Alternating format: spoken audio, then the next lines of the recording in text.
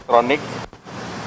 Tadi rapat dengan Bapak Presiden terkait dengan revisi PP 39 tahun 2021 yang diatur dalam Undang-Undang Cipta Kerja, dan dengan perubahan Undang-Undang Cipta Kerja tersebut diatur beberapa perubahannya.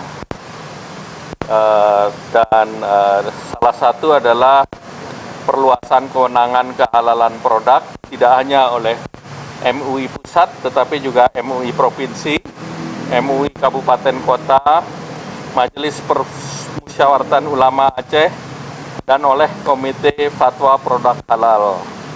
Nah, sebelum terbentuknya Komite Produk Halal ini dijalankan tugas oleh Kementerian Agama. Nah, di sini ada batas untuk service level agreement arrangement-nya, maksimal SLA-nya 3 hari. Jadi sesudah 3 hari maka diproses melalui Komite Fatwa Halal Produk. Nah, kemudian untuk sidang fatwa kehalalan produk, sertifikasi UMKM itu melalui self declaration. Sedangkan reguler itu oleh MUI, MUI Provinsi, MUI Kabupaten Kota, Majelis Permusyawaratan Ulama Aceh. Nah, kemudian tadi pembentukan Komite Fatwa Produk Halal terdiri dari ulama dan akademisi. Dan kemudian ini dilakukan dengan layanan elektronik yang terintegrasi, produk jaminan produk halal. Kemudian ada perubahan daripada revisi peraturan PP-nya, lingkupnya ditambahkan untuk pemotongan unggas. Selama itu diatur dalam PP 39 Kementan bahwa RPH itu hanya dilakukan, ayam hanya dipotong di RPH, tetapi ditambahkan di sini tempat lainnya untuk pemotongan hewan dan unggas. Artinya di pasar basah dia bisa dipotong. Nah, kemudian terkait dengan fatwa halal tadi tentu ditetapkan oleh MUI yang menentukan standar, kemudian pemerintah melakukan endorse daripada fatwa halal tersebut. Kemudian berikut terkait dengan jadwal yang ada berdasarkan PP bahwa 17 Oktober ini seluruh makanan, minuman, hasil sembelihan dan jasa termasuk unggas berlakunya 17 Oktober.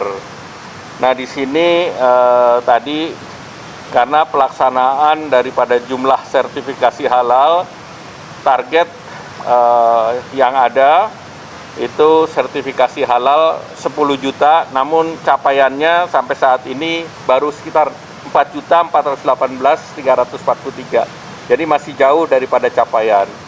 Oleh karena itu, walaupun kita lihat UMKM yang telah disertifikasi di tahun 2023 dan 2024 itu melonjak dibandingkan sebelum berlakunya Undang-Undang Cipta Kerja. Namun kita melihat bahwa dari 4.431.670 itu self declaration UMKM-nya itu 64%. Jadi sudah terjadi peningkatan. Oleh karena itu tadi Bapak Presiden memutuskan bahwa untuk UMKM, makanan, minuman dan yang lain itu pemberlakuannya diundur tidak 2024 tetapi 2026. Itu disamakan dengan obat tradisional, herbal dan yang lain. Kemudian juga produk kimia, kosmetik juga 2026, kemudian aksesoris, kemudian barang gunaan rumah tangga, kemudian berbagai alat kesehatan, dan juga terkait dengan hal yang lain itu yang berlakunya 2026. Jadi khusus UMKM itu digeser ke 2026. Nah, tentu UMKM tersebut adalah yang mikro, yang penjualannya 1 sampai 2 miliar, kemudian kecil penjualannya sampai dengan 15 miliar. Sedangkan yang besar dan menengah tetap diberlakukan. per 17 Oktober. Kemudian yang terkait dengan produk dari berbagai negara lain, maka akan diberlakukan setelah negara tersebut menandatangani MRA, Mutual Recognition Agreement, dengan Indonesia. Tadi dilaporkan oleh Pak Menteri Agama, saat sekarang ada 16 negara sudah melakukan MRA, maka negara yang sudah melakukan MRA itu diberlakukan, karena halalnya disertifikasi di negara asal sehingga barangnya bisa masuk.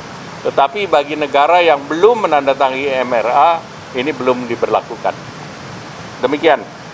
Terima kasih. Cukup jelas ya?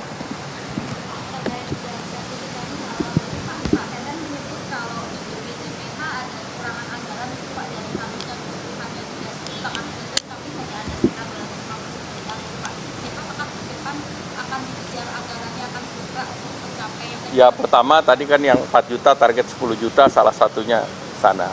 Tentu diharapkan dengan adanya mundur jadwal ini, anggarannya bisa lebih leluasa. Anggaran yang dipakai. Salah satu tadi selain anggaran, ada juga UMKM yang tidak mau diformalkan. Kan syaratnya tuh UMKM-nya mendapatkan NIB, baru sertifikasi. Jadi butuh waktu untuk sosialisasi, karena khawatir kalau NIB pajaknya seperti apa, padahal kalau pajak itu kan sudah ada regulasinya, kalau yang di bawah 500 juta tidak dikenakan pajak dan sebagainya. Ya. Ada lagi?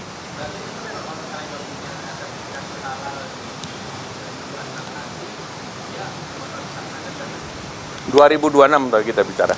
Ya. Ada.